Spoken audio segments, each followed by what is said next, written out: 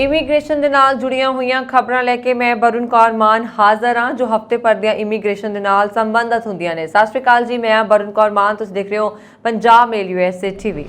America ਵਿੱਚ ਗੈਰ ਕਾਨੂੰਨੀ ਢੰਗ ਨਾਲ ਦਾਖਲ ਹੋਣ ਵਾਲੇ ਭਾਰਤੀਆਂ ਦੀ ਗਿਣਤੀ ਵਧੀ, ਗਿਰੋਹ ਦਾ ਪਰਦਾਫਾਸ਼। ਅਮਰੀਕਾ ਵਿੱਚ ਮਨੁੱਖੀ ਤਸਕਰੀ ਦੀਆਂ 3 ਵੱਖ-ਵੱਖ ਘਟਨਾਵਾਂ ਵਿੱਚ 6 ਹੋਰ ਪ੍ਰਵਾਸੀਆਂ ਦੀ ਮੌਤ, 10 ਨੂੰ ਗਿਆ ਬਚਾਇਆ।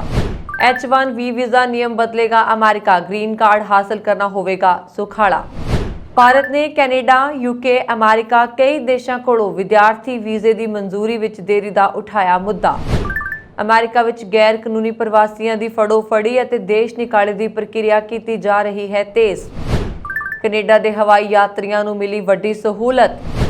ਕੈਨੇਡਾ ਦੇ ਪਾਸਪੋਰਟ ਦਫ਼ਤਰਾਂ ਅੱਗੇ ਵੀ ਲੱਗੀਆਂ ਲੰਬੀਆਂ ਕਤਾਰਾਂ। ਕਰੋਨਾ ਕਾਲ ਤੋਂ ਬਾਅਦ ਕੈਨੇਡਾ ਵਿੱਚ ਵਧੀ ਰੋਜ਼ਗਾਰ ਦਰ, ਵਰਕਰਾਂ ਦੀ ਡਿਮਾਂਡ ਵਿੱਚ ਹੋਇਆ ਵਾਧਾ। ਕੈਨੇਡਾ ਇਮੀਗ੍ਰੇਸ਼ਨ ਵੱਲੋਂ ਵਰਕ ਪਰਮਿਟ ਅੱਗੇ ਵਧਾਉਣ ਲਈ ਵੱਡਾ ਐਲਾਨ। ਕੈਨੇਡਾ ਦੀ ਪੱਕੀ ਇਮੀਗ੍ਰੇਸ਼ਨ ਲਈ ਐਕਸਪ੍ਰੈਸ ਐਂਟਰੀ ਡਰਾ 6 ਜੁਲਾਈ ਤੋਂ। ਵਿਦਿਆਰਥੀਆਂ ਲਈ ਖੁਸ਼ਖਬਰੀ, ਕੈਨੇਡਾ ਨੇ ਅੰਤਰਰਾਸ਼ਟਰੀ ਵਿਦਿਆਰਥੀਆਂ ਦੇ ਵਰਕ ਪਰਮਿਟ ਸੰਬੰਧੀ ਲਿਆ ਅਹਿਮ ਫੈਸਲਾ। ਕੈਨੇਡਾ ਦੀ ਢਿੱਲੀ ਇਮੀਗ੍ਰੇਸ਼ਨ ਪ੍ਰਕਿਰਿਆ ਹੋਵੇਗੀ ਤੇਜ਼। ਭਾਰਤੀ ਵਿਦਿਆਰਥੀਆਂ ਦੀ ਵਾਪਸੀ ਵਾਸਤੇ ਮੰਨਿਆ ਚੀਨ। ਭਾਰਤ ਵਿੱਚ ਵਿਦੇਸ਼ੀ ਉਡਾਣਾਂ ਦੇ 2% ਯਾਤਰੀਆਂ ਦੇ RT-PCR ਟੈਸਟ ਕਰਨ ਸੂਬੇ, ਕੇਂਦਰ। ਇਸ ਹਫ਼ਤੇ ਅਮਰੀਕਾ ਦੇ ਟੈਕਸਾਸ ਵਿੱਚ ਮੈਕਸੀਕੋ ਤੋਂ ਆਏ ਟਰੱਕ ਅੰਦਰੋਂ ਲਾਸ਼ਾਂ ਮਿਲੀਆਂ ਸਨ। ਇਹ ਲੋਕ ਗੈਰ ਕਾਨੂੰਨੀ ਢੰਗ ਨਾਲ ਟਰੱਕ ਵਿੱਚ ਭਰ ਕੇ ਲਿਆਂਦੇ ਗਏ ਸਨ। ਇਸ ਭਿਆਨਕ ਘਟਨਾ ਕਾਰਨ ਸ਼ਰਨਾਰਥੀਆਂ ਦਾ ਮੁੱਦਾ ਫਿਰ ਭਖ ਗਿਆ ਹੈ।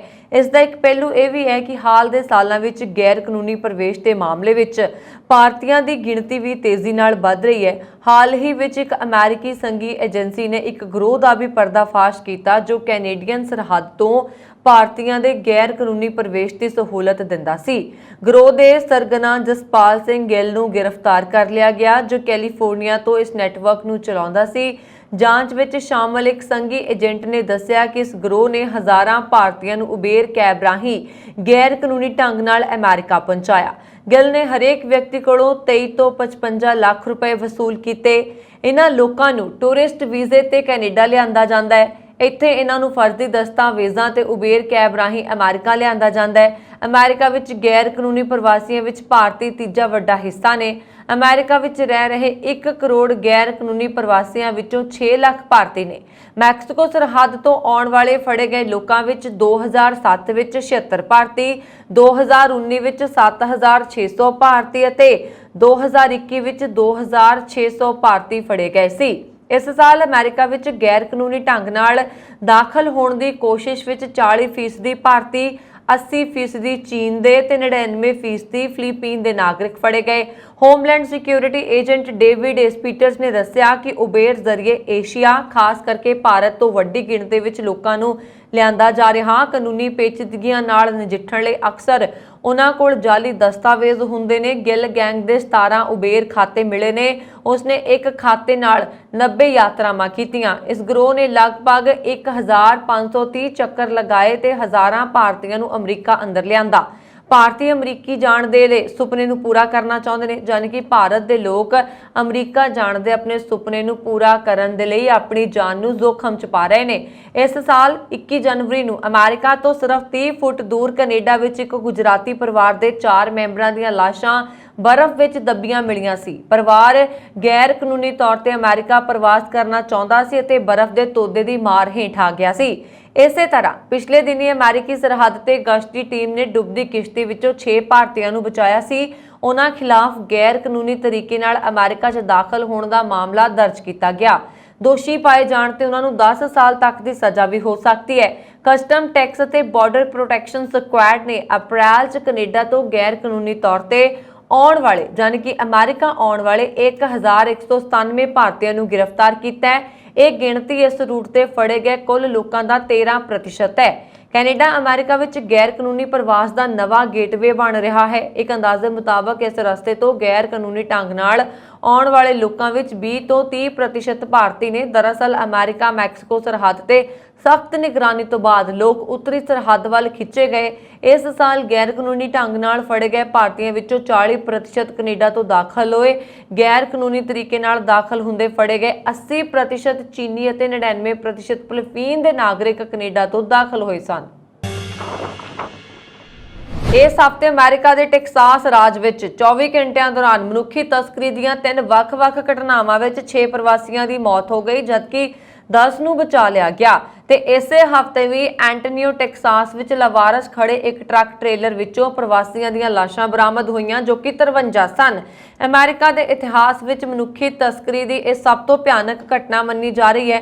ਤਾਜ਼ਾ ਘਟਨਾ ਵਿੱਚ ਐਂਸਿਨਲ ਟੈਕਸਾਸ ਵਿੱਚ ਯੂਐਸ ਬਾਰਡਰ ਗਸ਼ਤੀ ਦਲ ਤੋਂ ਬਚਣ ਦੀ ਕੋਸ਼ਿਸ਼ ਵਿੱਚ ਇਸੇ ਹਫ਼ਤੇ ਇੱਕ ਚਿੱਟੇ ਰੰਗ ਦੀ ਐਸਯੂਵੀ ਜੀਪ ਇੰਟਰਸਟੇਟ 35 ਰਾਸ਼ਟਰੀ ਮਾਰਗ ਉੱਪਰ ਤੇਜ਼ ਰਫ਼ਤਾਰ ਨਾਲ ਨਿਕਲ ਗਈ, ਜਿਸ ਦਾ ਪਿੱਛਾ ਕੀਤਾ ਗਿਆ। ਲਾਰੇਡੋ ਦੇ ਉੱਤਰ ਵਿੱਚ ਤਕਰੀਬਨ 40 ਮੀਲ ਦੂਰ ਜਾ ਕੇ ਇਹ ਜੀਪ ਆਪਣਾ ਸੰਤੁਲਨ ਗਵਾ ਕੇ ਹਾਦਸਾਗ੍ਰਸਤ ਹੋ ਗਈ, ਜਿਸ ਵਿੱਚ ਸਵਾਰ 4 ਪ੍ਰਵਾਸੀ ਮੌਕੇ ਉੱਪਰ ਮ੍ਰਿਤਕ ਐਲਾਨ ਦਿੱਤੇ ਗਏ।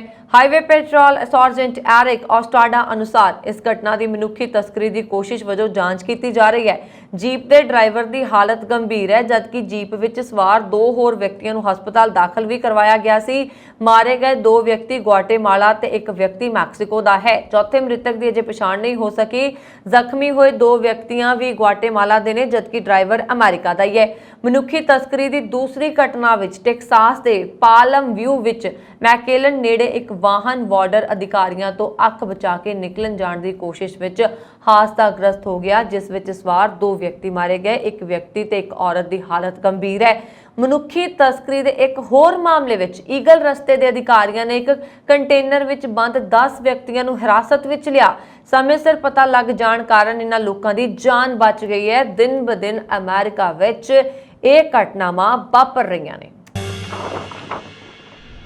ਅਮਰੀਕਾ H1B ਵੀਜ਼ਾ ਸਿਸਟਮ ਨੂੰ ਆਧੁਨਿਕ ਬਣਾਉਣ ਦੀ ਪਹਿਲ ਕਰਨ ਜਾ ਰਿਹਾ। ਜੀ ਹਾਂ, ਇਸ ਹਫ਼ਤੇ ਮਿਲੀ ਇਸ ਖਬਰ ਦੇ ਅਨੁਸਾਰ ਇਸ ਪਹਿਲ ਸਦਕਾ ਸਟਾਰਟਅਪ ਕੰਪਨੀਆਂ ਬਾਹਰੀ ਦੇਸ਼ਾਂ ਤੋਂ ਆਉਣ ਵਾਲੇ ਲੋਕਾਂ ਨੂੰ ਆਸਾਨੀ ਨਾਲ ਨੌਕਰੀ ਤੇ ਰੱਖ ਸਕਣਗੀਆਂ। ਇਹ ਨਹੀਂ, ਗ੍ਰੀਨ ਕਾਰਡ ਹਾਸਲ ਕਰਨਾ ਵੀ ਹੁਣ ਪਹਿਲਾਂ ਨਾਲੋਂ ਜ਼ਿਆਦਾ ਸੁਖਾਲਾ ਹੋ ਜਾਏਗਾ। ਅਮਰੀਕਾ ਦੇ ਇਸ ਕਦਮ ਦਾ ਸਭ ਤੋਂ ਵੱਧ ਫਾਇਦਾ ਭਾਰਤੀਆਂ ਨੂੰ ਹੋਏਗਾ, ਕਿਉਂਕਿ ਭਾਰਤ ਦੀਆਂ ਕਈ ਕੰਪਨੀਆਂ ਇਸੇ ਵੀਜ਼ਾ ਰਾਹੀਂ ਅਮਰੀਕਾ 'ਚ ਕੰਮ ਕਰਦੀਆਂ ਨੇ। ਦਰਅਸਲ ਅਮਰੀਕਾ ਦੀ ਹੋਮਲੈਂਡ ਸਿਕਿਉਰਿਟੀ ਡਿਪਾਰਟਮੈਂਟ ਨੇ H1B ਵੀਜ਼ਾ ਦੇ ਨਿਯਮਾਂ ਵਿੱਚ ਕਈ ਬਦਲਾਅ ਕਰਨ ਦਾ ਪ੍ਰਸਤਾਵ ਰੱਖਿਆ। ਇਹ ਪ੍ਰਸਤਾਵ 2023 ਦੇ ਰੈਗੂਲੇਟਰੀ ਏਜੰਡੇ ਦਾ ਹਿੱਸਾ ਹੈ। ਇਸ ਵਿੱਚ ਦੂਜੇ ਰੈਗੂਲੇਸ਼ਨਸ ਨੂੰ ਵੀ ਸੋਧਣਾ ਸ਼ਾਮਲ ਹੈ, ਜਿਸ ਨਾਲ ਇਹ ਪ੍ਰਕਿਰਿਆ ਹੋਰ ਜ਼ਿਆਦਾ ਸੁਚਾਰੂ ਹੋਏਗੀ ਅਤੇ H1B ਰਜਿਸਟ੍ਰੇਸ਼ਨ ਸਿਸਟਮ 'ਚ ਧੋਖਾਦੇਹੀ ਅਤੇ ਦੁਰਵਰਤੋਂ ਦੀਆਂ ਸੰਭਾਵਨਾਵਾਂ ਘੱਟ ਕਰੇਗੀ। ਇਹਨਾਂ ਪ੍ਰਸਤਾਵਿਤ ਬਦਲਾਅ ਤੋਂ ਇੱਕ 'ਚ ਬਦਲਾਅ H1B ਵੀਜ਼ਾ ਅਤੇ ਗ੍ਰੀਨ ਕਾਰਡ ਹੋਲਡਰਜ਼ ਲਈ ਮੌਜੂਦ ਤਨਖਾਹ ਦਰਾਂ ਨੂੰ ਵਧਾਉਣ ਦਾ ਵੀ ਹੈ। ਭਾਰਤ ਨੇ ਸ਼ੁੱਕਰਵਾਰ ਨੂੰ Australia, Canada, UK, America, Germany ਤੇ ਕਈ ਹੋਰ ਦੇਸ਼ਾਂ ਕੋਲ ਵਿਦਿਆਰਥੀਆਂ ਨੂੰ ਵੀਜ਼ੇ ਦੇਣ 'ਚ ਹੋ ਰਹੀ ਦੇਰੀ ਦਾ ਮੁੱਦਾ ਜ਼ੋਰਦਾਰ ਤਰੀਕੇ ਨਾਲ ਉਠਾਇਆ। ਭਾਰਤ ਦੇ ਹਜ਼ਾਰਾਂ ਵਿਦਿਆਰਥੀ ਆਪਣੀ ਪੜ੍ਹਾਈ ਮੁਕੰਮਲ ਕਰਨ ਅਤੇ ਆਫਲਾਈਨ ਪੜ੍ਹਾਈ ਲਈ ਇਹਨਾਂ ਦੇਸ਼ਾਂ ਵਿੱਚ ਵਾਪਸ ਪਰਤਣਾ ਚਾਹੁੰਦੇ ਨੇ, ਪਰ ਵੀਜ਼ਾ ਪ੍ਰਕਿਰਿਆ ਵਿੱਚ ਬਹੁਤ ਦੇਰੀ ਹੋ ਰਹੀ ਹੈ।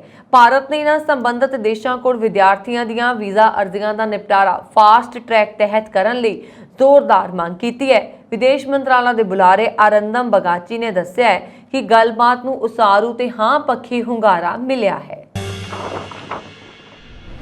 ਅਮਰੀਕਾ ਵਿੱਚ ਗੈਰ ਕਾਨੂੰਨੀ ਪ੍ਰਵਾਸੀਆਂ ਦੀ ਫੜੋਫੜੀ ਅਤੇ ਦੇਸ਼ ਨਿਕਾਲੇ ਦੀ ਪ੍ਰਕਿਰਿਆ ਮੁੜ ਤੇਜ਼ ਕੀਤੀ ਜਾ ਰਹੀ ਹੈ। ਜੀ ਹਾਂ, ਬਾਈਡਨ ਸਰਕਾਰ ਨੇ ਇੱਕ ਫੈਡਰਲ ਅਦਾਲਤ ਦੇ ਫੈਸਲੇ ਦੀ ਪਾਲਣਾ ਕਰਦਿਆਂ ਆਪਣੇ ਉਹਨਾਂ ਹੁਕਮਾਂ ਨੂੰ ਮੁਅੱਤਲ ਕਰ ਦਿੱਤਾ, ਜਿਨ੍ਹਾਂ ਤਹਿਤ ਅਮਰੀਕਾ ਵਿੱਚ ਨਜਾਇਜ਼ ਤੌਰ ਤੇ ਰਹਿ ਰਹੇ ਪ੍ਰਵਾਸੀਆਂ ਨੂੰ ਹਿਰਾਸਤ ਵਿੱਚ ਲੈਣ ਤੇ ਰੋਕ ਲਗਾ ਦਿੱਤੀ ਗਈ ਸੀ। ਅਮਰੀਕਾ ਦੇ ਹੋਮਲੈਂਡ ਸਿਕਿਉਰਿਟੀ ਵਿਭਾਗ ਨੇ ਕਿਹਾ ਕਿ ਉਹ ਅਦਾਲਤੀ ਹੁਕਮ ਮੰਨਣ ਲਈ ਪਾਬੰਦ ਹੈ, ਪਰ ਇਹਨਾਂ ਹੁਕਮਾਂ ਵਿਰੁੱਧ ਉੱਚ ਅਦਾਲਤ ਵਿੱਚ ਅਪੀਲ ਦਾਇਰ ਕੀਤੀ ਜਾ ਰਹੀ ਹੈ। ਉਧਰ ਪ੍ਰਵਾਸੀਆਂ ਦੇ ਹੱਕਾਂ ਦੀ ਆਵਾਜ਼ ਉਠਾਉਣ ਵਾਲੀਆਂ ਜਥੇਬੰਦੀਆਂ ਬੇਹੱਦ ਚਿੰਤਤ ਨੇ, ਜਿਨ੍ਹਾਂ ਦਾ ਕਹਿਣਾ ਹੈ ਕਿ ਹੁਣ ਪ੍ਰਵਾਸੀਆਂ ਵਾਸਤੇ ਘਰੋਂ ਨਿਕਲਣਾ ਦੁੱਭਰ ਹੋ ਜਾਏਗਾ, ਕਿਉਂਕਿ ਇਮੀਗ੍ਰੇਸ਼ਨ ਅਤੇ ਕਸਟਮਜ਼ ਇਨਫੋਰਸਮੈਂਟ ਵਾਲੇ ਕਿਸੇ ਵੀ ਵੇਲੇ ਗ੍ਰਿਫਤਾਰ ਕਰ ਸਕਦੇ ਨੇ।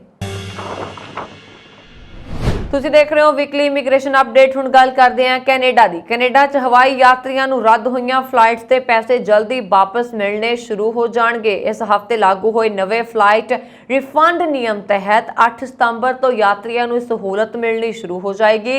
ਇਸ ਤਹਿਤ ਹਵਾਈ ਯਾਤਰੀ ਰੱਦ ਹੋਈ ਫਲਾਈਟ ਦੇ ਪੂਰੇ ਪੈਸੇ ਰਿਫੰਡ ਕਰਵਾ ਸਕਦੇ ਨੇ। ਜੇਕਰ ਉਹ ਰਿਫੰਡ ਨਹੀਂ ਕਰਵਾਉਣਾ ਚਾਹੁੰਦੇ ਤਾਂ ਉਹਨਾਂ ਕੋਲ ਫਲਾਈਟ ਦੀ ਦੁਬਾਰਾ ਬੁਕਿੰਗ ਦਾ ਬਦਲ ਵੀ ਮੌਜੂਦ ਹੋਏਗਾ। ਮਿਸੀਸਾਗਾ ਦੇ ਪੀਅਰਸਨ 에ਅਰਪੋਰਟ ਸਣੇ ਇਹ ਨਿਯਮ ਕੈਨੇਡਾ ਦੇ ਸਾਰੇ ਹਵਾਈ ਅੱਡਿਆਂ ਤੇ ਲਾਗੂ ਹੋ ਜਾਣਗੇ। ਕਰੋਨਾ ਪਾਬੰਦੀਆਂ ਵਿੱਚ ਢਿੱਲ ਮਿਲਣ ਅਤੇ ਮਹਾਮਾਰੀ ਦਾ ਖੌਫ ਮਨ ਵਿੱਚੋਂ ਨਿਕਲਣ ਮਗਰੋਂ ਕੈਨੇਡਾ ਦੇ ਹਵਾਈ ਅੱਡਿਆਂ ਤੇ ਪਾਸਪੋਰਟ ਦਫ਼ਤਰਾਂ ਵਿੱਚ ਲੋਕਾਂ ਦਾ ਹੜ ਜਿਹਾ ਆ ਗਿਆ। 에ਅਰਪੋਰਟਸ ਦੀ ਤਰ੍ਹਾਂ ਪਾਸਪੋਰਟ ਦਫ਼ਤਰ ਵਿੱਚ ਵੀ ਲੰਬੀਆਂ ਲਾਈਨਾਂ ਲੱਗੀਆਂ ਹੋਈਆਂ ਦਿਖਾਈ ਦੇ ਰਹੀਆਂ ਨੇ।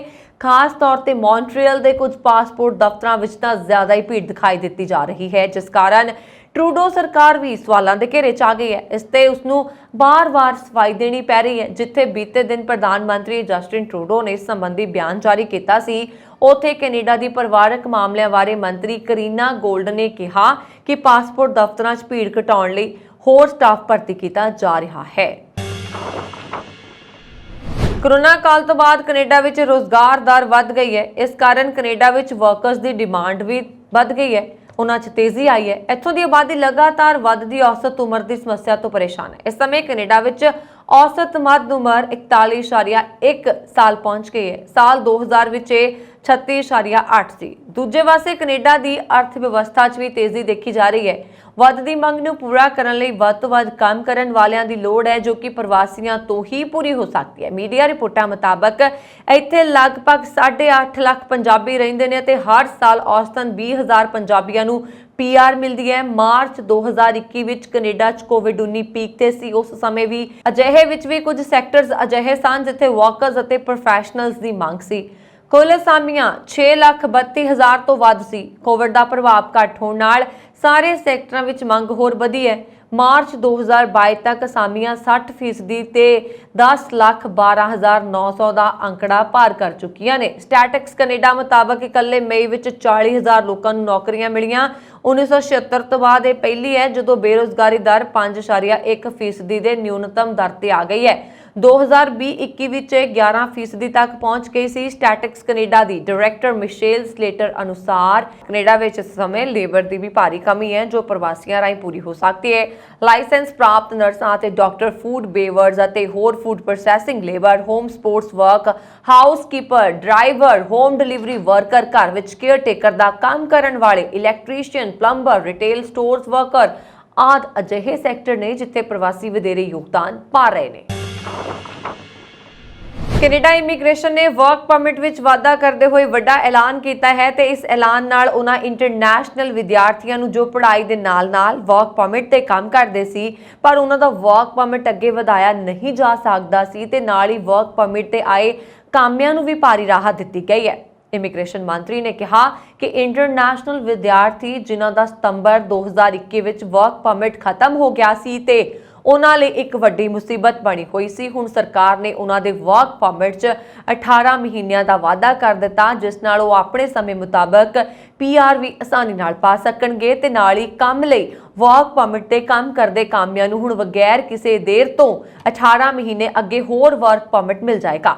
ਉਹਨਾਂ ਨੇ ਕਿਹਾ ਕਿ ਵਰਕ ਪਰਮਿਟ ਦਾ ਵਾਅਦਾ ਜੂਨ ਦੇ ਆਖਰੀ ਦਿਨਾਂ ਦੇ ਵਿੱਚ ਕੀਤਾ ਜਾਏਗਾ। ਤੁਸੀਂ ਦੇਖ ਰਹੇ ਹੋ ਵੀਕਲੀ ਇਮੀਗ੍ਰੇਸ਼ਨ ਅਪਡੇਟ। ਕੈਨੇਡਾ ਦੇ ਇਮੀਗ੍ਰੇਸ਼ਨ ਮੰਤਰੀ ਸੀਨ ਫਰੇਜ਼ਰ ਨੇ ਕਿਹਾ ਕਿ ਵੀਜ਼ਾ ਅਤੇ ਪੱਕੀ ਇਮੀਗ੍ਰੇਸ਼ਨ ਦੀਆਂ ਮਿਲ ਰਹੀਆਂ ਅਰਜ਼ੀਆਂ ਦਾ ਨਿਪਟਾਰਾ ਤਸੱਲੀ ਬਖਸ਼ ਤਰੀਕੇ ਨਾਲ ਚੱਲ ਰਿਹਾ ਹੈ। ਐਕਸਪ੍ਰੈਸ ਐਂਟਰੀ ਦੇ ਬੰਦ ਹੋਣ ਪਏ ਡਰਾ ਬਾਰੇ ਉਹਨਾਂ ਨੇ ਕਿਹਾ ਕਿ 6 ਜੁਲਾਈ ਤੋਂ ਸਾਰੇ ਇਮੀਗ੍ਰੇਸ਼ਨ ਪ੍ਰੋਗਰਾਮਸ ਦੇ ਡਰਾ ਬਹਾਲ ਕਰ ਦਿੱਤੇ ਜਾਣਗੇ। ਇਸ ਵਿੱਚ ਸਕਿਲਡ ਵਰਕਰਸ ਪ੍ਰੋਗਰਾਮ ਅਤੇ ਕੈਨੇਡੀਅਨ ਐਕਸਪੀਰੀਅੰਸ ਕਲਾਸ ਦੇ ਡਰਾ ਸ਼ਾਮਲ ਨੇ, ਜੋ ਕ੍ਰਮਵਾਰ ਦਸੰਬਰ 2020 ਤੇ ਸਤੰਬਰ 2021 ਤੋਂ ਬੰਦ ਨੇ। ਕੈਨੇਡਾ ਦਾ ਐਕਸਪ੍ਰੈਸ ਐਂਟਰੀ ਸਿਸਟਮ 2015 ਤੋਂ ਚੱਲ ਰਿਹਾ ਹੈ, ਜਿਸ ਵਿੱਚ skilled workers, skilled traders, CEC ਅਤੇ PNP ਪ੍ਰੋਫਾਈਲਸ ਦੇ ਡਰਾ ਕੱਢੇ ਜਾਂਦੇ ਨੇ। EE ਵਿੱਚ ਦੇਸ਼ ਅਤੇ ਵਿਦੇਸ਼ ਤੋਂ ਲੋਕ ਮੁੱਖ ਤੌਰ ਤੇ ਆਪਣੀ ਵਿੱਦਿਆ, ਕਿੱਤੇ ਦੇ ਤਜਰਬੇ, ਭਾਸ਼ਾ ਦੇ ਗਿਆਨ ਅਤੇ ਉਮਰ ਦੇ ਆਧਾਰ ਤੇ ਪ੍ਰੋਫਾਈਲਸ ਦਾਖਲ ਕਰਦੇ ਨੇ ਤੇ ਜਿਨ੍ਹਾਂ ਵਿੱਚੋਂ ਉਹਨਾਂ ਦੇ ਕੰਪਰੀਹੈਂਸਿਵ ਰੈਂਕਿੰਗ ਸਿਸਟਮ ਯਾਨੀ ਕਿ CRS ਸਕੋਰ ਦੇ ਆਧਾਰ ਤੇ ਡਰਾ ਦਾ ਨਾਂ ਆਉਣ ਦੀ ਸੰਭਾਵਨਾ ਬਣਦੀ ਹੈ। ਸਮੇਂ ਦੇ ਚੱਲਦਿਆਂ ਜਿਨ੍ਹਾਂ ਉਮੀਦਵਾਰਾਂ ਦਾ ਡਰਾ ਨਿਕਲਦਾ ਹੈ ਉਹਨਾਂ ਨੂੰ ਪੱਕੀ ਇਮੀਗ੍ਰੇਸ਼ਨ ਅਪਲਾਈ ਕਰਨ ਦਾ ਮੌਕਾ ਦਿੱਤਾ ਜਾਂਦਾ ਹੈ। ਮੰਤਰੀ ਫਰੇਜ਼ਰ ਨੇ ਇਹ ਵੀ ਕਿਹਾ ਕਿ ਡਰਾ ਤੋਂ ਬਾਅਦ ਮਿਲਦੀਆਂ ਅਰਜ਼ੀਆਂ ਦਾ ਨਿਪਟਾਰਾ 6 ਮਹੀਨਿਆਂ ਵਿੱਚ ਕਰ ਦੇਣ ਦਾ ਟੀਚਾ ਵੀ ਅਗਲੇ ਕੁਝ ਮਹੀਨਿਆਂ ਦੌਰਾਨ ਹਾਸਲ ਕਰ ਲਿਆ ਜਾਏਗਾ। ਇਸ ਸਮੇਂ ਕੈਨੇਡਾ ਦੇ ਇਮੀਗ੍ਰੇਸ਼ਨ ਮੰਤਰਾਲੇ ਕੋਲ ਅਰਜ਼ੀਆਂ ਦੀ ਗਿਣਤੀ ਲਗਭਗ 25 ਲੱਖ ਹੈ, ਜਿਨ੍ਹਾਂ ਦਾ ਨਿਪਟਾਰਾ ਕੀਤਾ ਜਾਣਾ ਹੈ। ਹੱਲੇ ਕੈਨੇਡਾ ਵਿੱਚ ਨੌਕਰੀ ਦੇ ਮੌਕੇ ਭਾਲ ਰਹੇ ਪੋਸਟ ਗ੍ਰੈਜੂਏਟ ਵਿਦਿਆਰਥੀਆਂ ਲਈ ਖੁਸ਼ਖਬਰੀ ਹੈ। ਕਾਉਂਟੀ ਉਹਨਾਂ ਅੰਤਰਰਾਸ਼ਟਰੀ ਵਿਦਿਆਰਥੀਆਂ ਨੂੰ ਵਰਕ ਪਰਮਿਟ ਵਧਾਉਣ ਦੀ ਪੇਸ਼ਕਸ਼ ਕਰ ਰਹੀ ਹੈ, ਜਿਨ੍ਹਾਂ ਦੀ ਪਰਮਿਟ ਦੀ ਮਿਆਦ 20 ਸਤੰਬਰ 2021 ਅਤੇ 31 ਦਸੰਬਰ 2022। ਇੱਕ ਵਾਰੀ ਫਿਰ ਤੋਂ ਦੱਸ ਦਿੰਦੇ ਹਾਂ, 20 ਸਤੰਬਰ 2021 ਅਤੇ 31 ਦਸੰਬਰ 2022 ਦੇ ਵਿਚਕਾਰ ਸਮਾਪਤ ਹੋ ਗਈ ਹੈ ਜਾਂ ਸਮਾਪਤ ਹੋ ਜਾਏਗੀ। ਕੈਨੇਡਾ ਦੇ ਇਮੀਗ੍ਰੇਸ਼ਨ ਮੰਤਰੀ ਸੀਨ ਫਰੇਜ਼ਰ ਅਨੁਸਾਰ ਅਜਿਹੇ ਵਿਦਿਆਰਥੀਆਂ ਨੂੰ post graduation work permit program ਯਾਨੀ ਕਿ PGWPP ਦੇ ਅਧੀਨ 18 ਮਹੀਨਿਆਂ ਦਾ ਵਾਧੂ ਓਪਨ ਵਰਕ ਪਰਮਿਟ ਦਿੱਤਾ ਜਾਏਗਾ। ਟਵੀਟ ਦੀ ਇੱਕ ਲੜੀ ਵਿੱਚ ਫਰੇਜ਼ਰ ਨੇ ਕਿਹਾ ਕਿ ਜਿਵੇਂ ਕਿ ਕੈਨੇਡਾ ਦੀ ਆਰਥਿਕਤਾ ਵਿੱਚ ਸੁਧਾਰ ਜਾਰੀ ਹੈ, ਉਂਝ ਸੈਂਕੜੇ ਹਜ਼ਾਰਾਂ ਨੌਕਰੀਆਂ ਭਰਨ ਦੀ ਉਡੀਕ ਵਿੱਚ ਨੇ। ਉਹਨਾਂ ਨੇ ਕਿਹਾ ਕਿ ਸਖਤ ਮਿਹਨਤ ਕਰਨ ਵਾਲੇ ਅੰਤਰਰਾਸ਼ਟਰੀ ਗ੍ਰੈਜੂਏਟਸ ਆਪਣੇ ਭਾਈਚਾਰਿਆਂ ਅਤੇ ਸਾਡੀ ਆਰਥਿਕਤਾ ਵਿੱਚ ਬਹੁਤ ਵੱਡਾ ਯੋਗਦਾਨ ਪਾਉਂਦੇ ਨੇ। ਮੰਤਰੀ ਨੇ ਟਵੀਟ ਕੀਤਾ ਕਿ ਅਸੀਂ ਹੁਣ ਪੋਸਟ ਗ੍ਰੈਜੂਏਟ ਵਰਕ ਪਰਮਿਟਸ ਨੂੰ ਅੰਤਰਰਾਸ਼ਟਰੀ ਗ੍ਰੈਜੂਏਟਸ ਲਈ ਵਧਾ ਰਹੇ ਹਾਂ, ਜਿਨ੍ਹਾਂ ਦੇ ਪਰਮਿਟਸ ਦੀ ਮਿਆਦ 20 ਸਤੰਬਰ 2021 ਅਤੇ 31 ਦਸੰਬਰ 2022 ਦੇ ਵਿਚਕਾਰ ਖਤਮ ਹੋ ਜਾਏਗੀ। ਮੰਤਰੀ ਨੇ ਦੱਸਿਆ ਕਿ ਹਜ਼ਾਰਾਂ ਸਾਬਕਾ ਅੰਤਰਰਾਸ਼ਟਰੀ ਵਿਦਿਆਰਥੀਆਂ ਨੂੰ 18 ਮਹੀਨਿਆਂ ਦਾ ਵਾਧੂ ਓਪਨ ਵਰਕ ਪਰਮਿਟ ਮਿਲੇਗਾ, ਜਿਸ ਨਾਲ ਉਹਨਾਂ ਨੂੰ ਕੈਨੇਡਾ ਵਿੱਚ ਲੰਬੇ ਸਮੇਂ ਤੱਕ ਰਹਿਣ ਦਾ ਮੌਕਾ ਮਿਲੇਗਾ ਅਤੇ ਕਾਰੋਬਾਰਾਂ ਨੂੰ ਉਹਨਾਂ ਦੀ ਲੋੜ ਵਾਲੇ ਕਾਮੇ ਲੱਭਣ ਵਿੱਚ ਮਦਦ ਮਿਲੇਗੀ, ਜਦੋਂ ਕਿ ਸਾਨੂੰ ਵਿਸ਼ਵ ਵਿਆਪੀ ਪ੍ਰਤਿਭਾ ਨੂੰ ਆਕਰਸ਼ਿਤ ਕਰਨ ਦੀ ਆਗਿਆ ਦਿੱਤੀ ਜਾਏਗੀ। ਕੈਨੇਡੀਅਨ ਇਮੀਗ੍ਰੇਸ਼ਨ ਮੰਤਰੀ ਨੇ ਅੱਗੇ ਕਿਹਾ ਕਿ ਇਹ ਵਿਸ਼ੇਸ਼ ਉਪਾਅ ਆਰਥਿਕਤਾ ਵਿੱਚ ਵਿਕਾਸ ਦੀ ਸੰਭਾਵਨਾ ਨੂੰ ਦਰਸਾਉਂਦਾ ਹੈ ਅਤੇ ਹੋਰ ਗ੍ਰੈਜੂਏਟਸ ਨੂੰ ਆਪਣਾ ਘਰ ਬਣਾਉਣ ਦੀ ਆਗਿਆ ਦੇਗਾ। ਇਮੀਗ੍ਰੇਸ਼ਨ ਮੰਤਰੀ ਨੇ ਉਹਨਾਂ ਸਾਰਿਆਂ ਦਾ ਧੰਨਵਾਦ ਕੀਤਾ ਜਿਨ੍ਹਾਂ ਨੇ ਇਸ ਪ੍ਰੋਗਰਾਮ ਨੂੰ ਵਧਾਉਣ ਲਈ ਉਹਨਾਂ ਦੀ ਟੀਮ ਨਾਲ ਸਹਿਯੋਗ ਕੀਤਾ ਅਤੇ ਅੰਤਰਰਾਸ਼ਟਰੀ ਅਤੇ ਪੋਸਟ ਗ੍ਰੈਜੂਏਟਸ ਵਿਦਿਆਰਥੀਆਂ ਦਾ ਵੀ ਜੋ ਕੈਨੇਡਾ ਨੂੰ ਚੁਣਦੇ ਰਹਿੰਦੇ ਨੇ। ਵਿਸ਼ੇਸ਼ ਉਪਾਅ ਲਈ ਅਰਜ਼ੀ ਕਿਵੇਂ ਦੇਣੀ ਹੈ, ਇਸ ਬਾਰੇ ਜਾਣਕਾਰੀ ਆਉਣ ਵਾਲੇ ਹਫ਼ਤਿਆਂ ਵਿੱਚ ਦੇਸ਼ ਦੀ ਅਧਿਕਾਰਤ ਵੈਬਸਾਈਟ ਤੇ ਪੋਸਟ ਕੀਤੀ ਜਾਏਗੀ। ਜਿਹੜੇ ਵਿਦਿਆਰਥੀ ਯੋਗਤਾ ਪ੍ਰਾਪਤ ਕੈਨੇਡੀਅਨ ਮਨੋਨੀਤ ਸਿਖਲਾਈ ਸੰਸਥਾਵਾਂ ਤੋਂ ਗ੍ਰੈਜੂਏਟ ਹੋਏ ਨੇ, ਯਾਨੀ ਕਿ DLIS ਤੋਂ ਗ੍ਰੈਜੂਏਟ ਹੋਏ ਨੇ, ਉਹ PGWPP ਦੁਆਰਾ ਓਪਨ ਵਰਕ ਪਰਮਿਟ ਲਈ ਅਰਜ਼ੀ ਦੇਣ ਦੇ ਯੋਗ ਨੇ, ਜੋ ਉਹਨਾਂ ਨੂੰ ਕੈਨੇਡੀਅਨ ਕੰਮ ਦਾ ਲਾਭਦਾਇਕ ਅਨੁਭਵ ਪ੍ਰਾਪਤ ਕਰਨ ਦੇ ਯੋਗ ਬਣਾਉਂਦਾ ਹੈ। ਜਿਨ੍ਹਾਂ ਵਿਦਿਆਰਥੀਆਂ ਨੇ ਆਪਣਾ ਅਧਿਐਨ ਪ੍ਰੋਗਰਾਮ ਪੂਰਾ ਕਰ ਲਿਆ, ਉਹਨਾਂ ਨੂੰ ਕੰਮ ਕਰਨ ਦੀ ਆਗਿਆ ਦਿੱਤੀ ਜਾਂਦੀ ਹੈ ਜਦੋਂ ਉਹ ਪੋਸਟ ਗ੍ਰੈਜੂਏਟ ਵਰਕ ਪਰਮਿਟ ਲਈ ਆਪਣੀ ਅਰਜ਼ੀ ਤੇ ਫੈਸਲੇ ਦੀ ਉਡੀਕ ਕਰਦੇ ਨੇ, ਬਸ਼ਰਤੇ ਉਹ ਕੁਝ ਲੋੜਾਂ ਨੂੰ ਪੂਰਾ ਕਰਦੇ ਹੋਣ। ਕੈਨੇਡਾ ਵਿੱਚ ਢਿੱਲੀ ਇਮੀਗ੍ਰੇਸ਼ਨ ਪ੍ਰਕਿਰਿਆ ਕਾਰਨ ਅਰਜ਼ੀਆਂ ਦਾ ਬੈਕਲੌਗ 24 ਲੱਖ ਤੋਂ ਟੱਪ ਚੁੱਕਾ। ਉਧਰ ਹਵਾਈ ਅੱਡਿਆਂ ਤੇ ਪਾਸਪੋਰਟ ਦਫ਼ਤਰਾਂ ਅੱਗੇ ਵੀ ਲੰਬੀਆਂ ਲਾਈਨਾਂ ਲੱਗੀਆਂ ਹੋਈਆਂ ਨੇ, ਪਰ ਜਲਦੀ ਕੈਨੇਡਾ ਦੇ ਲੋਕਾਂ ਨੂੰ ਇਹਨਾਂ ਤੋਂ ਰਾਹਤ ਮਿਲ ਸਕਦੀ ਹੈ, ਕਿਉਂਕਿ ਪ੍ਰਧਾਨ ਮੰਤਰੀ ਜਸਟਿਨ ਟਰੂਡੋ ਦੀ ਅਗਵਾਈ ਵਾਲੀ ਲਿਬਰਲ ਸਰਕਾਰ ਨੇ ਇਮੀਗ੍ਰੇਸ਼ਨ ਦੀ ਪ੍ਰਕਿਰਿਆ ਵਿੱਚ ਤੇਜ਼ੀ ਲਿਆਉਣ ਲਈ ਇੱਕ ਨਵੀਂ ਟਾਸਕ ਫੋਰਸ ਬਣਾ ਦਿੱਤੀ ਹੈ। ਪ੍ਰਧਾਨ ਮੰਤਰੀ ਜਸਟਿਨ ਟਰੂਡੋ ਨੇ ਇਸ ਸੰਬੰਧੀ ਐਲਾਨ ਕਰਦਿਆਂ ਦੱਸਿਆ ਕਿ ਨਵੀਂ ਬਣਾਈ ਗਈ ਟਾਸਕ ਫੋਰਸ ਹਵਾਈ ਅੱਡਿਆਂ, ਪਾਸਪੋਰਟ ਅਤੇ ਇਮੀਗ੍ਰੇਸ਼ਨ ਅਰਜ਼ੀਆਂ ਦੀ ਪ੍ਰਕਿਰਿਆ ਜਿਹੀਆਂ ਸਰਕਾਰੀ ਸੇਵਾਵਾਂ ਵਿੱਚ ਦੇਰੀ ਦਾ ਕਾਰਨ ਪਤਾ ਕਰਨ ਲਈ ਇਸ ਦੀ ਪੜਤਾਲ ਕਰੇਗੀ ਅਤੇ ਇਸ ਦੇ ਹੱਲ ਦੱਸੇਗੀ। ਤੁਸੀਂ ਦੇਖ ਰਹੇ ਹੋ ਵੀਕਲੀ ਇਮੀਗ੍ਰੇਸ਼ਨ ਅਪਡੇਟ। ਚੀਨ ਕੋਰੋਨਾ ਮਹਾਮਾਰੀ ਕਾਰਨ ਭਾਰਤ ਵਿੱਚ ਫਸੇ ਵਿਦਿਆਰਥੀਆਂ ਨੂੰ ਵਾਪਸ ਭੇਜਣ ਲਈ ਆਖਰਕਾਰ ਰਾਜ਼ੀ ਹੋ ਗਿਆ। ਜੀ ਹਾਂ, ਪਰ ਸਿੱਧੀ ਉਡਾਣ ਨਹੀਂ ਚਲਾ ਰਿਹਾ। ਇਸ ਕਾਰਨ ਦਿੱਲੀ ਤੋਂ ਬੀजिंग ਦੀ ਹਵਾਈ ਟਿਕਟ 2 ਲੱਖ ਰੁਪਏ ਤੋਂ ਵੱਧ ਵਿੱਚ ਵਿਕ ਰਹੀ ਹੈ। ਕੁਝ ਘੰਟਿਆਂ ਦੀ ਦੂਰੀ ਤੈਅ ਕਰਨ ਲਈ ਯਾਤਰੀਆਂ ਨੂੰ 45 ਤੋਂ 60 ਘੰਟੇ ਦਾ ਸਮਾਂ ਲੱਗ ਰਿਹਾ। ਅਜਿਹੇ 'ਚ ਚੀਨ ਤੇ ਦਬਾਅ ਵਧਾਉਣ ਲਈ ਭਾਰਤੀ ਰਾਜਦੂਤ ਪ੍ਰਦੀਪ ਕੁਮਾਰ ਰਾਵਤ ਨੇ ਚੀਨ ਦੇ ਵਿਦੇਸ਼ ਮੰਤਰੀ ਵਾਂਗ ਹੀ ਨਾਲ ਮੁਲਾਕਾਤ ਕੀਤੀ। ਇਸ ਦੌਰਾਨ ਹਜ਼ਾਰਾਂ ਭਾਰਤੀ ਵਿਦਿਆਰਥੀਆਂ ਦੀ ਵਾਪਸੀ ਅਤੇ ਕੋਰੋਨਾ ਵਾਇਰਸ ਮਹਾਮਾਰੀ ਕਾਰਨ ਰੁਕੀਆਂ ਸਿੱਧੀਆਂ ਉਡਾਣਾਂ ਨੂੰ ਬਹਾਲ ਕਰਨ ਤੇ ਚਰਚਾ ਹੋਈ। ਵਾਂਗ ਹੀ ਨੇ ਇਸ ਸਾਲ ਮਾਰਚ ਵਿੱਚ ਨਵੀਂ ਦਿੱਲੀ ਦੇ ਦੌਰੇ ਦੌਰਾਨ ਭਾਰਤੀ ਵਿਦੇਸ਼ ਮੰਤਰੀ S ਜयशंकर ਨਾਲ ਆਪਣੀ ਮੁਲਾਕਾਤ ਨੂੰ ਯਾਦ ਕੀਤਾ। ਭਾਰਤ ਵਿੱਚ ਪਿਛਲੇ ਕੁਝ ਦਿਨਾਂ ਤੋਂ ਲਗਾਤਾਰ ਕੋਰੋਨਾ ਵਾਇਰਸ ਦੇ ਮਾਮਲੇ ਰਿਪੋਰਟ ਹੋਣ ਲੱਗੇ ਨੇ। ਬਾਅਦ ਵਿੱਚ ਕੇਂਦਰ ਨੇ ਰਾਜਾਂ ਤੇ ਕੇਂਦਰ ਸ਼ਾਸਿਤ ਪ੍ਰਦੇਸ਼ਾਂ ਨੂੰ ਵਿਦੇਸ਼ ਤੋਂ ਆਉਣ ਵਾਲੀ ਹਰ ਉਡਾਣ ਦੇ 2% ਯਾਤਰੀਆਂ ਦੇ RT-PCR ਟੈਸਟ ਕਰਨ ਦੇ ਨਿਰਦੇਸ਼ ਦੇ ਦਿੱਤੇ ਨੇ। ਕੇਂਦਰੀ ਸਿਹਤ ਸਕੱਤਰ ਰਾਜੇਸ਼ ਭੂਸ਼ਣ ਨੇ ਰਾਜਾਂ ਨੂੰ ਪੱਤਰ ਜਾਰੀ ਕਰਕੇ ਉਕਤ ਸਲਾਹ ਦਿੰਦਿਆਂ ਕਿਹਾ ਕਿ ਸਾਰੇ ਪੋਜ਼ਿਟਿਵ ਨਮੂਨੇ ਜੀਨੋਮ ਸੀਕੁਐਂਸਿੰਗ ਲਈ ਕੇਂਦਰੀ ਪ੍ਰਯੋਗਸ਼ਾਲਾ 'ਚ ਭੇਜੇ ਜਾਣੇ ਚਾਹੀਦੇ ਨੇ ਅਤੇ ਅਜਿਹੇ ਯਾਤਰੀਆਂ ਨੂੰ ਕੋਵਿਡ ਦਿਸ਼ਾ ਨਿਰਦੇਸ਼ਾਂ ਅਨੁਸਾਰ ਅਲੱਗ-ਥਲੱਗ ਕਰਨ ਸਮੇਤ ਮੈਡੀਕਲ ਸਲਾਹ ਦਿੱਤੀ ਜਾਣੀ ਚਾਹੀਦੀ ਹੈ। ਉਹਨਾਂ ਨੇ ਕਿਹਾ ਕਿ ਜ਼ਿਲ੍ਹਾ ਨਿਗਰਾਨੀ ਅਧਿਕਾਰੀ ਡਾਟਾ ਦਾ ਵਿਸ਼ਲੇਸ਼ਣ ਕਰਨ ਲਈ ਜ਼ਿੰਮੇਵਾਰ ਹੋਏਗਾ। ਇਸ ਸਨ ਇਸ ਹਫਤੇ ਦੀਆਂ ਇਮੀਗ੍ਰੇਸ਼ਨ ਦੇ ਨਾਲ ਜੁੜੀਆਂ ਹੋਈਆਂ ਖਬਰਾਂ। ਮੈਂ ਫਿਰ ਤੋਂ ਹਾਜ਼ਰ ਹੋਵਾਂਗੀ ਹੋਰ ਬਹੁਤ ਸਾਰੀਆਂ ਇਮੀਗ੍ਰੇਸ਼ਨ ਦੇ ਨਾਲ ਜੁੜੀਆਂ ਹੋਈਆਂ ਲੇਟੈਸਟ ਅਪਡੇਟਸ ਲੈ ਕੇ। ਫਿਲਹਾਲ ਵਰੁਣ ਕੌਰ ਮਾਨ ਨੂੰ ਦਿਓ ਆਗਿਆ। ਦੇਖਦੇ ਰਹੋ ਪੰਜਾਬ ਮੇਲ USA TV। ਸਤਿ ਸ੍ਰੀ ਅਕਾਲ।